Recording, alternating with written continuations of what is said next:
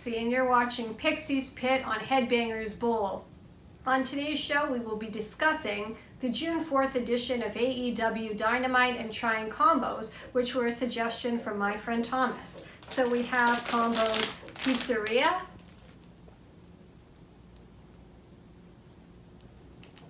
and we actually have combos Cheddar as well.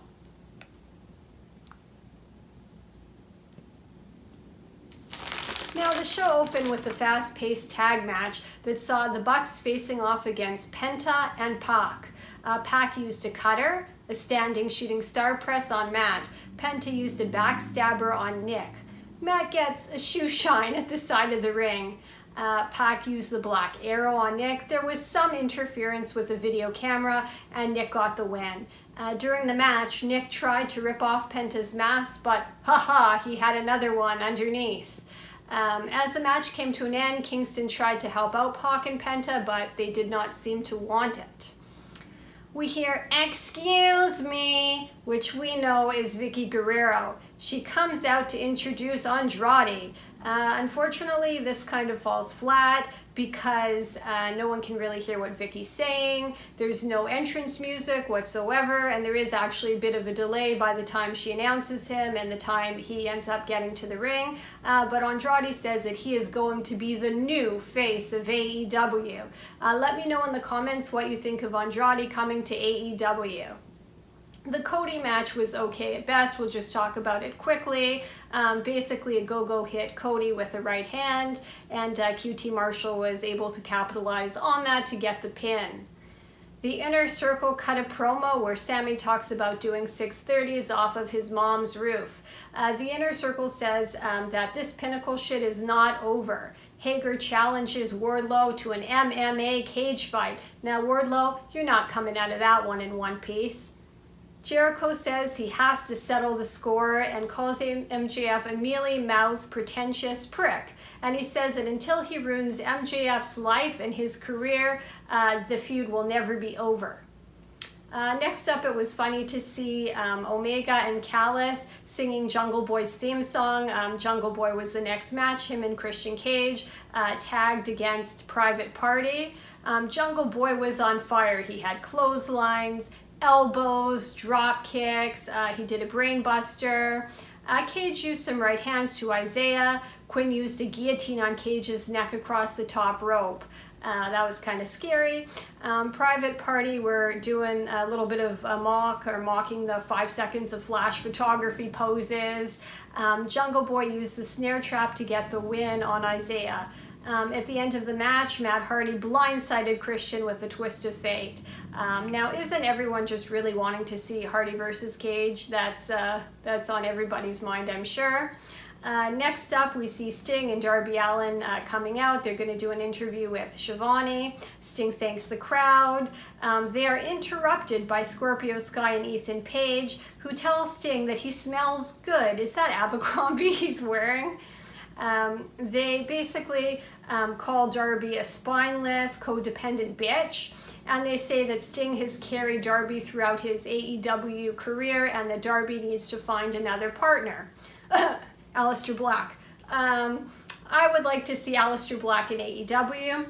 I think that he would have a great rivalry with Darby Allin, or they could make a great tag team. In my opinion, he's the only one of all of the recent WE releases that I would hire to AEW, but who are some of the recent WE releases that you would like to see in AEW? Let me know in the comments. Then we see Britt Baker. She has her celebration for her championship win. She pretends to give out burger coupons, and we see Nyla Rose just throw all the hamburgers that were out there up in the air, and she starts popping Britt's party balloons, and that's going to set up a rivalry between the two of them. The next match was pretty good. It had Red Velvet versus the Bunny. Red Velvet did stomps to the Bunny's face. She did a lot of kicks to the body. She did a dive where she landed a little bit scary. And then the blade slips the bunny the brass knucks, but Red Velvet actually uses a spinning heel kick before the bunny can get to the brass knuckles or brass knucks, and then she ends up, Red Velvet getting the win in that case. Next we see Miro doing a promo where he thanks his wife for being hot. Do we think that Lana's going to make her way to AEW? Let me know what you think in the comment section.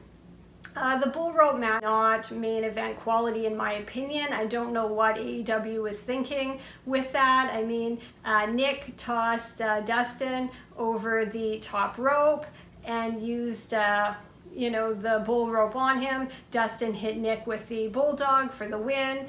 It was an okay match. It wasn't great by any means. I think the problem with AEW being so great week after week and setting such a high standard is that, you know, when they have matches that are only okay, the fans are right away going to think that the quality has declined. The quality really hasn't declined. It's just that they can't keep up the momentum, although that match as a main event was probably not the best idea. But you let me know in the comments what you liked from last night's show, what you thought worked, and maybe what you thought didn't work. All right, let's get into these combos.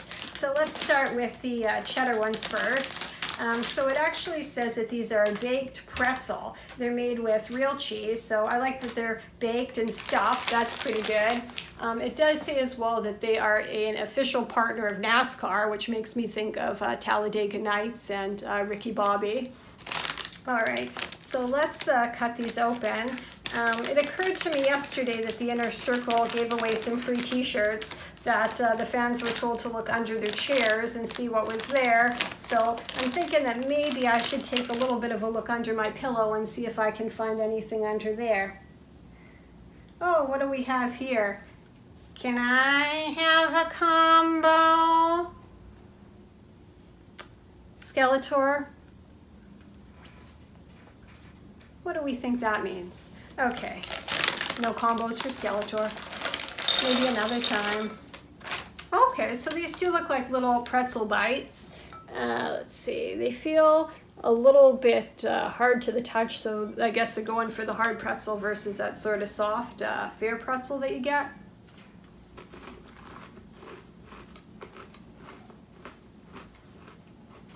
Okay.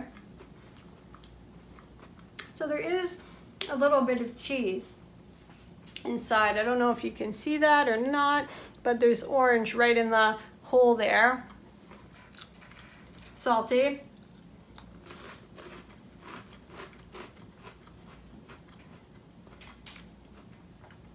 Okay. Good amount of cheddar.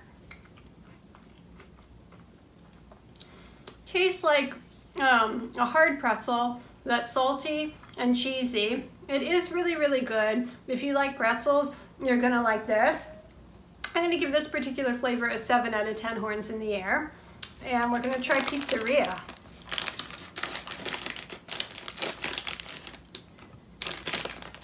So they look exactly the same. Well, they smell like tomato sauce. All right, so they look identical. Let's have a taste.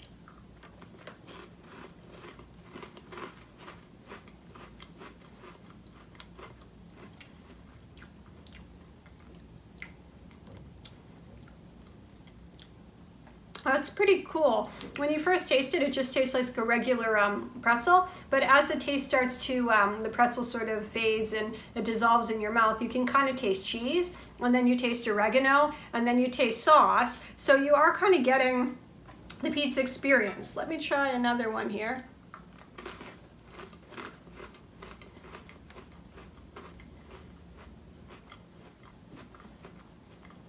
Yeah. A pretzel that then becomes sauce, then becomes oregano, then becomes cheese, and it's crispy. That's pretty good. This particular flavor is going to get an 8 out of 10 horns in the air. That's a good snack. It's a little bit different. Try these out when you watch wrestling. Thank you, Thomas, so much for your suggestion.